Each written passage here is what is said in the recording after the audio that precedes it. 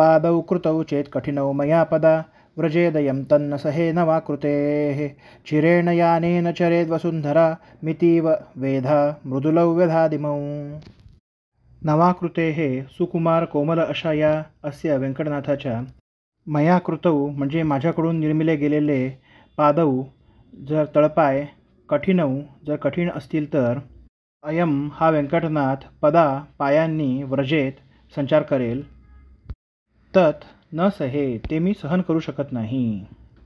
यानेन वाहनांनी म्हणजेच हत्ती पालखी इत्यादी वाहनांनी चिरेण बहुकाल वसुंधराम या भूमीवरती चरेत संचार करू देत इतीव असा विचार करून वेधा या ब्रह्मदेवाकडून इमौ हे तळपाय मृदुलौ व्यधात कोमल असे बनवले।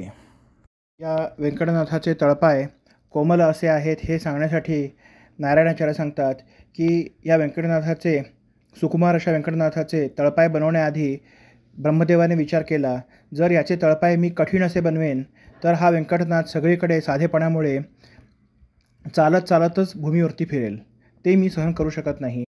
म्हणून ब्रह्मदेवाने असा विचार केला की या व्यंकटनाथाने सगळीकडे वाहनांनी म्हणजेच हत्ती पालखी इत्यादीमधूनच फिरावे, इत्यादीमधूनच त्याचा सन्मान व्हावा, म्हणून त्याचे पायच ब्रह्मदेवाने कोमल असे बनवले।